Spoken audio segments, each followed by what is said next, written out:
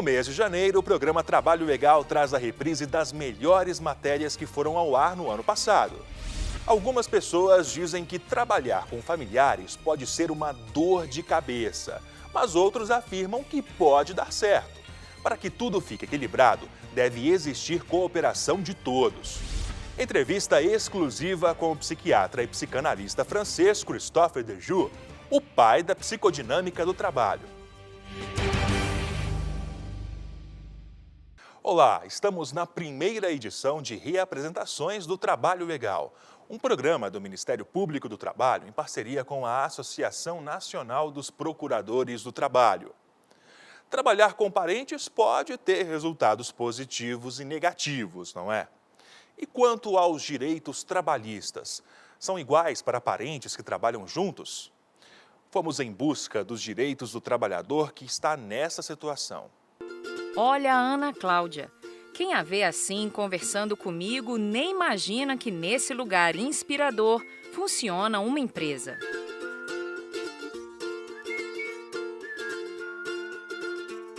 Sem dúvidas, o local é lindo. Mas o que não falta por aqui é trabalho. Estamos falando de uma empresa que atua na área de eventos há 30 anos. E para dividir tantas tarefas, eles optaram por funcionários bem próximos. A família Graça Couto trabalha junto. Começou com a nossa mãe, conhecida por Risa Graça Couto, que sempre teve uma maestria em receber. Foi crescendo e virou a Casa Colonial, que hoje é o Vila Risa, né? Desde que ela fundou, né, a Vila Risa, a gente sempre trabalhou em família, a mãe com os filhos. E a gente deu continuidade, ela faleceu muito jovem, e eu, meu irmão e a minha irmã demos continuidade e mudamos o nome para Vila Risa. E na hora de pôr a mão na massa... É muito bacana, porque no lado profissional, cada um vai se dedicar ao que está sendo feito naquele momento. Então, cada irmão vai estar fazendo aquele atendimento voltado para um assunto determinado. Então, eu acho, e depois a gente pode se reunir e conversar sobre todos os assuntos, porque no fundo, depois de todos esses anos, todo mundo entende um pouco de cada assunto, né? Pela própria experiência do negócio, a gente acaba se setorizando. Eu fico mais com a parte, vamos dizer, de recursos humanos, né? Contratação de funcionário, parte contábil, contas a receber, contas a pagar. Agora, em uma família podem existir empregadores e empregados ao mesmo tempo? Então, na iniciativa pública, não. Você não pode ter um membro de sua família, por exemplo, um deputado hoje federal, estadual, ele não pode indicar um membro da família para trabalhar no gabinete dele, por conta do nepotismo. Nepotismo. De acordo com o dicionário, nepotismo é favoritismo excessivo dado a parentes ou amigos por pessoa altamente colocada. Na iniciativa privada é diferente. O empregador ele tem autonomia, ele tem liberalidade para contratar quem ele quiser, independente se é parente, se é tio, se é pai, se é mãe, se é irmão. O fato de você ser empregado e de você atender os requisitos que a legislação impõe, que está lá no artigo 2º e 3º da CLT, te dá o direito de ter a carteira assinada, independente de ser parente ou não. E esse é um dos motivos de sucesso da empresa da família Graça Couto. A gente recolhe os impostos devidos, né, INSS, FGTS, de todos, dos funcionários e dos sócios, cada qual com seu salário correspondente, né? É informado mensalmente através do nosso escritório de contabilidade, né, o governo, e as guias são pagas mensalmente. É um trabalho normal da empresa, né? Faz parte da rotina financeira da empresa. Como em qualquer outra empresa, trabalhar em família também existem desentendimentos.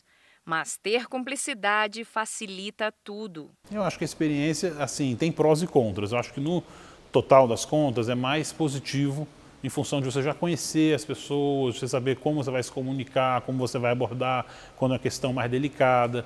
Então acaba que a gente consegue interagir melhor até fora do trabalho, tratando os assuntos da empresa. Acho que isso facilita muito, com certeza. Sem contar na confiança que a gente tem e deposita, né, nos irmãos, nos sócios. A psicologia como ciência humana também explica como pode ser trabalhar em família. Seja no ramo corporativo ou em qualquer outro, trabalho é trabalho, não é? E quando envolve nessa tarefa questões familiares, sentimentos. Como fica esse processo? Dr. Otávio Guimarães, que é psicólogo, vai nos ajudar a entender. Dr. Otávio, são muitas emoções? Com certeza, Thaís, são muitas emoções. O que acontece na sua vida profissional, no seu trabalho, acaba interferindo na sua vida pessoal e familiar. E o mesmo também é verdade. O que acontece na sua vida pessoal e familiar interfere no seu trabalho. Quando estamos falando de ser humano, não existe uma neutralidade, uma imparcialidade total. Não existe um botãozinho que a gente desliga, aconteceu no trabalho fica lá, aconteceu em casa fica lá. Não. Agora, isso é muito mais verdade quando nós estamos falando de familiares que trabalham juntos. Aí as duas coisas se misturam mesmo. Nosso especialista em direito do trabalho nos contou como funciona a questão de contratação de familiares perante a lei. Olha o que acontece quando isso não sai dessa forma. Tem empresas que têm empregados que não têm a carteira assinada. Eu tenho aqui hoje reclamação trabalhista de irmão contra irmão, tem de filho contra pai e já teve vínculo reconhecido na Justiça do Trabalho, já está aí os processos em fase de execução. Então, Thaís, nesse caso específico, o que aconteceu em primeiro lugar foi a falta de comunicação entre os familiares, porque eles deveriam ter sentado antes e falar, olha, é isso que eu espero de você na empresa, o que você espera de mim na empresa, como vai ser o trabalho, como vão ser nossas relações no trabalho. E além disso, tem uma questão legal, que perpassa toda a questão familiar, porque a lei precisa ser obedecida, precisa ser observada acima disso, para não causar mais problemas como está acontecendo agora.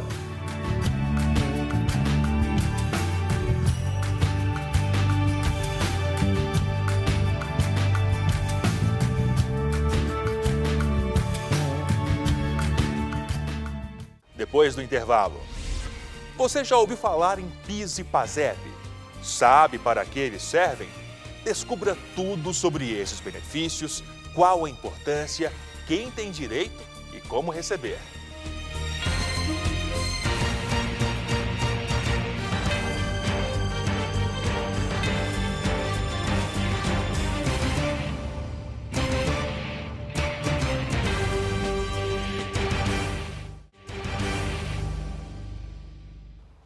O PIS e o PASEP fazem parte da vida dos trabalhadores brasileiros desde 1970.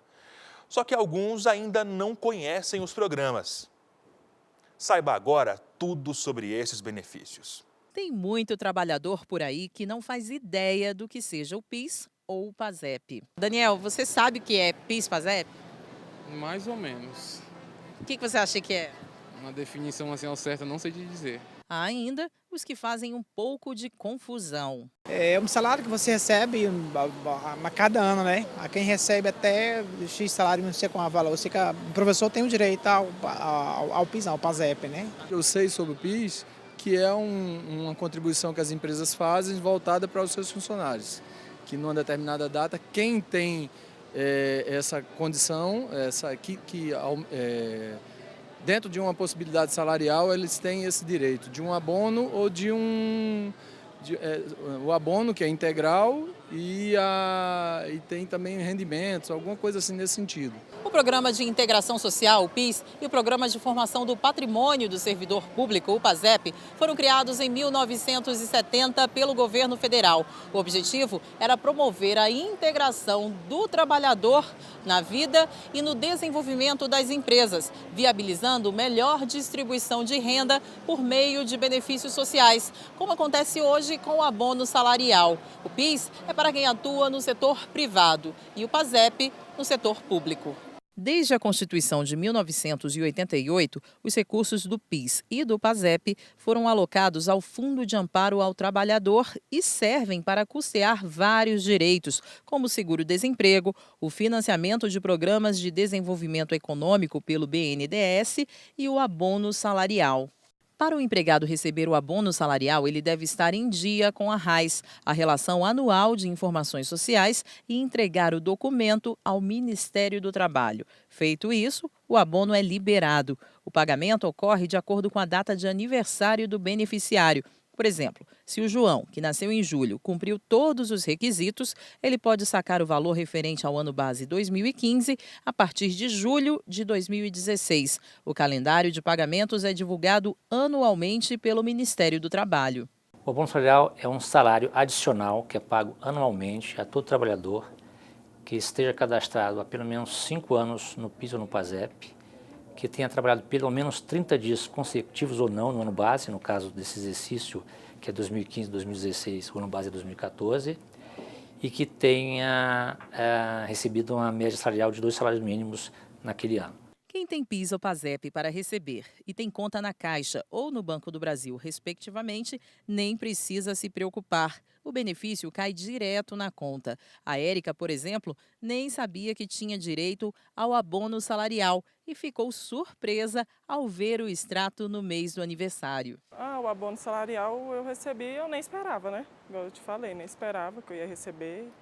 E isso foi muito bom, é bom, né? Você receber uma coisa que você nem esperava, receber, é bom demais. Porque deu para me comprar, assim, presente para mim, quanto para os meus filhos, né? Também foi bom, maravilhoso. Já quem não tem conta deve correr atrás do direito e prestar atenção no calendário de pagamentos, pois pode até perder o benefício. O diretor da Caixa afirma que muitos deixam de receber o valor todos os anos. Historicamente, tem uma não procura entre 2% a 3%. Via de regra, isso acontece por falta de informação do trabalhador em relação ao seu direito. Se ele procurar o direito durante o calendário, que é de julho de 2015 a julho de 2015 a junho de 2016, ele vai receber o direito que foi concedido a ele. Se ele não procurar neste exercício, ele tem que aguardar o próximo e verificar se de fato foi concedido a partir dos requisitos que ele tenha cumprido, senão ele perde o direito em relação ao exercício passado. O diretor diz ainda que, além de ir diretamente às agências bancárias, lotéricas e terminais de autoatendimento, o beneficiário pode buscar informações pelo telefone e também pela internet. A Caixa lançou recentemente o aplicativo Caixa Trabalhador, que ele pode ser baixado nas principais lojas, né? Virtuais, Android, Windows Phone, iOS, e lá o trabalhador ele pode obter informações gerais sobre PIS, sobre abono, sobre seguro-desemprego também, né? Sobre a nossa rede de atendimento, sobre as dúvidas mais frequentes em relação a esses programas e também a sua condição pessoal perante cada um desses programas. Se ele tem direito, por que não tem direito, quando ele pode exercer esse direito, inclusive. Esta advogada lembra que o valor total do abono é um salário mínimo, mas o total pago efetivamente depende do número de dias trabalhados no ano base. Não são todos os empregados que recebem um valor cheio. Por quê? Você tem que ter trabalhado no mínimo 30 dias do ano base. Só que o empregado que trabalhou só 30 dias, ele não tem o mesmo direito do empregado que trabalhou 12 meses. Então, como é que é feito? O pagamento é feito de forma proporcional. Então, a cada mês, 1/12.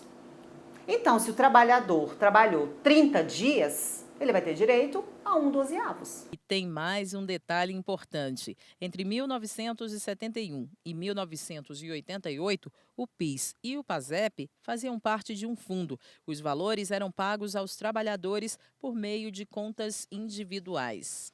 Até 88, cada trabalhador tinha uma conta pessoal. Ele era como se igual acontece hoje em dia com o FGTS. É uma conta vinculada à pessoa. A partir de 88, acabou esse sistema de conta vinculada e passou a ser um fundo geral, que é o Fundo de Amparo ao Trabalhador, que, dentre outras atribuições, também detém as atribuições de controlar a PIS e PASEP. Só pode sacar o valor desse fundo quem contribuiu até 4 de outubro de 1988. Atualmente, podem sacar o PIS e o PASEP aposentados, pessoas com 70 anos ou mais, alguém com invalidez, transferência para reserva remunerada ou reforma no caso de militares, idosos ou portadores de deficiência alcançados pelo benefício da prestação continuada, participantes ou dependentes acometidos por neoplasia maligna ou portadores portadores de HIV. Em caso de morte, o saldo será pago a dependentes ou sucessores do titular. A empresa em que este radialista trabalhava tinha um convênio com a Caixa. O rendimento desse fundo ia direto para a conta dele no mês do aniversário. Agora que se aposentou, ele teve o direito a retirar o valor total do benefício. Nos anos anteriores eu recebi um juro, entendeu? Mas o juro é muito pouco, dava em torno de 30, 40 reais. E para me pregar o valor, eu aposentei, né? O radialista incentiva as pessoas a irem atrás dos direitos. Na data do seu aniversário, você tem que ir na Caixa e procurar a Caixa, se informar e receber.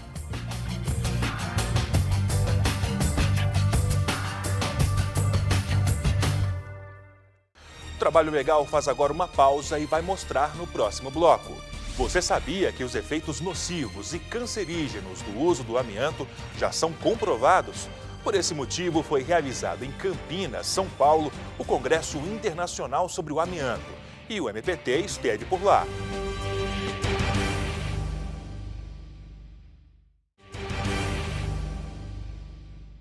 O francês Christophe Dejoux é um dos mais importantes estudiosos da atualidade sobre a relação entre trabalho e doença mental. A pedido do MPT, ele ministrou em Brasília a conferência Pane nas Organizações, do adoecimento ao reencantamento do trabalho. Na oportunidade, o professor Dejoux concedeu entrevista exclusiva ao programa Trabalho Legal. Christophe Dejoux dispensa apresentações. É considerado o pai da psicodinâmica e autor de vários livros sobre o tema. Para Dejoux, trabalhar não é só produzir, mas também transformar a si mesmo. Em entrevista exclusiva para o programa Trabalho Legal, o professor Dejoux falou da recepção que recebeu no Ministério Público do Trabalho em Brasília, ao ministrar a palestra Pane nas Organizações, do adoecimento ao reencantamento do trabalho. J'ai essayé effectivement de mettre un certain nombre de questions. Apresentar certo número de questões difíceis. Elas são difíceis porque são questões que dizem respeito a problemas graves de organização do trabalho. Há problemas de ética e problemas que talvez sejam até políticos. Problemas de saúde mental, problemas de futuro das nossas organizações, das nossas instituições, questões muito difíceis, como o assédio no trabalho, que é uma questão penosa. E achei que foram muito corajosos por colocarem essa questão sobre a mesa e aceitarem dedicar tempo para começar a discutir tudo isso.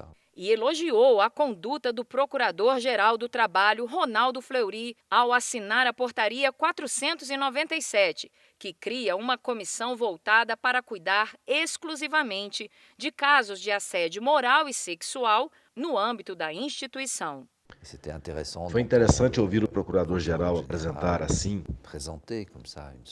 logo de início, uma espécie de carta, uma portaria interna ao MPT, na qual ele instala um grupo de trabalho sobre a prevenção do assédio no trabalho, a prevenção do assédio em geral e do assédio sexual no trabalho. Foi um momento muito importante e estou contente por ter participado dele. Perguntei sobre o contexto contemporâneo. É possível dissociar o trabalho da vida pessoal? Por quê? Não acredito que se possa estabelecer uma separação clara entre o trabalho e o fora do trabalho. Talvez a surpreenda, mas isto não chega a ser uma novidade. Há muito tempo, porque a separação entre o trabalho e o fora do trabalho é uma separação tanto arbitrária, com uma história própria. O que mudou é que hoje se pode descrever de outro modo a relação entre o tempo de trabalho e suas implicações sobre o tempo fora do trabalho, sobre a vida privada, sobre as relações no interior da família, com o cônjuge, o companheiro, a companheira, daquele que trabalha.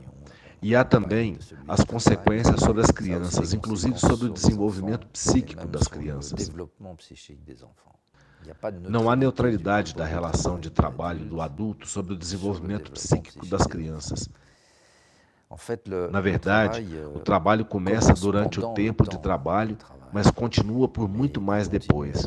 As pessoas continuam pensando no seu trabalho. Quer trate-se da enfermeira, que pensa nos seus doentes, quer trate-se da jornalista, como você, que pensa na emissão que tem que fazer e como vai fazer, etc. Se não pensar nisso fora do trabalho, a emissão não sai. É preciso pensar no trabalho todo o tempo. Isso faz parte do trabalho. Encantada com tanto conhecimento, afirmei sobre o fracasso e, sobretudo, o sofrimento serem uma realidade. Mas é preciso sofrer para poder atingir esse sucesso? Não sei se é necessário sofrer para ter sucesso.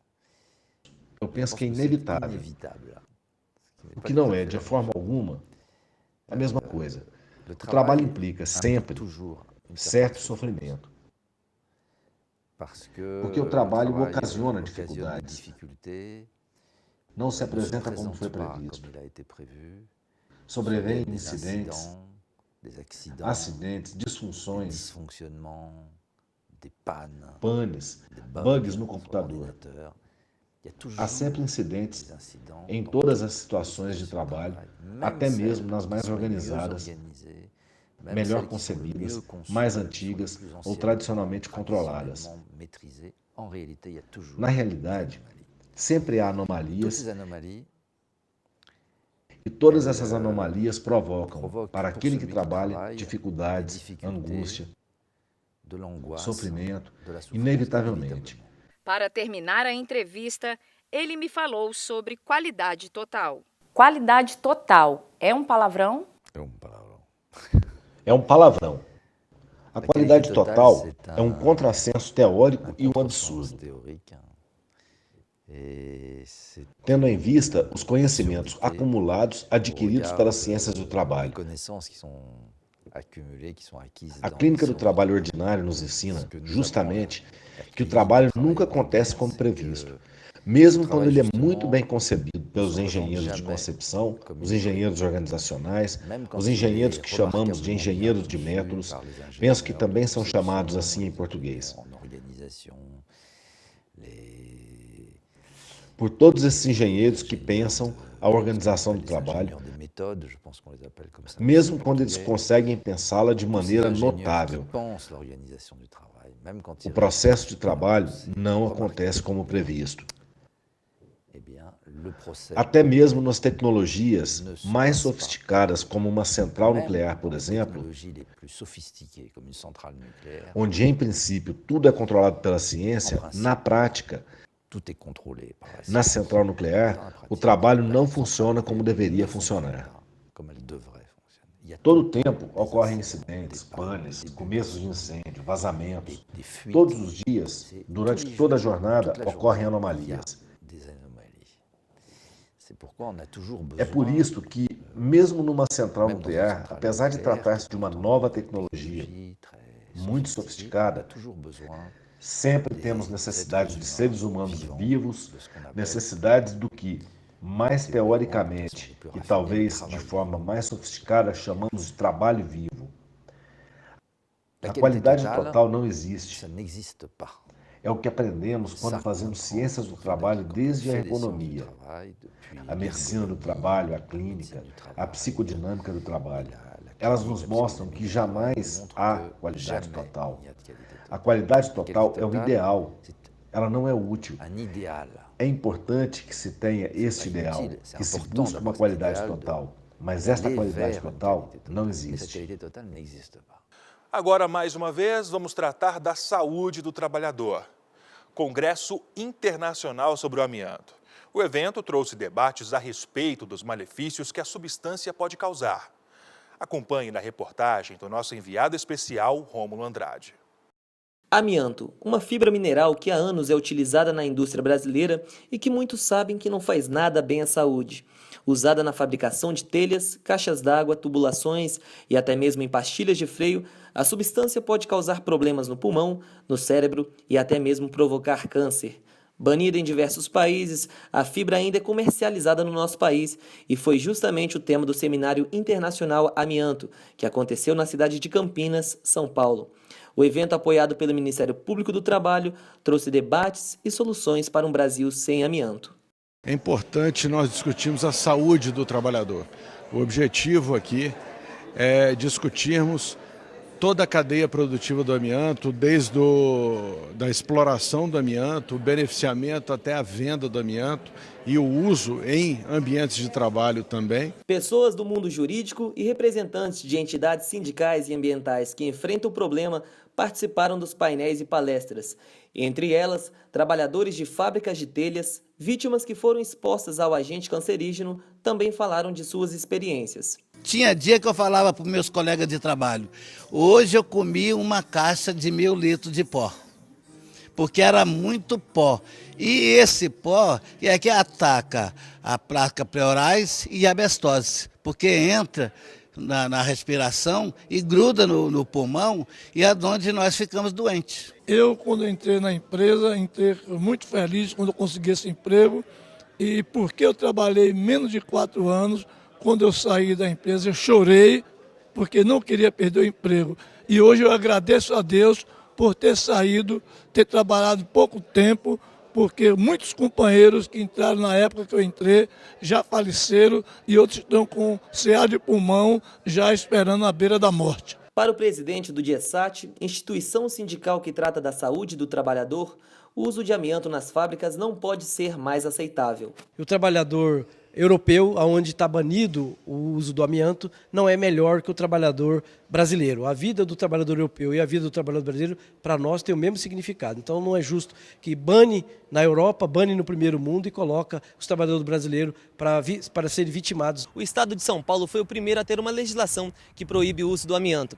Desde 2007, nenhum trabalhador pode ter mais contato com a fibra mineral. Além de grande exportador, o Brasil foi o terceiro maior consumidor no ano de 2015, ficando atrás só da Rússia e China. A comunidade mundial reunida no evento discutiu o porquê do Brasil ainda não estar entre os 59 países que já baniram o material. De acordo com o presidente da Associação Brasileira dos Expostos ao Amianto, a ABREA, o seminário foi mais um passo para a tão esperada resolução. Estamos desde 1997 correndo atrás desse banimento. Já conseguimos avançar bastante, mas ainda falta alguma coisa para que termine o banimento do amianto. A decisão está pendente, de julgamento pelo Supremo Tribunal Federal. Nós aguardamos que essa decisão venha em breve, mas eu acho que também essa mudança ela pode vir a partir dos empresários, dos próprios empresários. Já existe a fibra sintética que substitui o amianto. E temos que sempre ter em mente que antes da discussão econômica tem que vir a discussão da saúde do trabalhador. Então o objetivo primordial é esse, é buscar uma conscientização sobre os riscos à saúde, riscos até de morte de todos aqueles que lidam com o amianto como meio de trabalho. E como eu sempre digo, o trabalho legal é feito para você e por você. Por isso a sua sugestão é sempre bem-vinda. O nosso contato é trabalholegal.pautas@gmail.com. E as informações sobre o Ministério Público do Trabalho, como sempre, não param por aqui. Basta acessar o nosso portal www.mpt.mp.br, também o Facebook ou o canal no YouTube. Esta edição fica por aqui, mas na próxima semana voltaremos com os melhores momentos de 2016.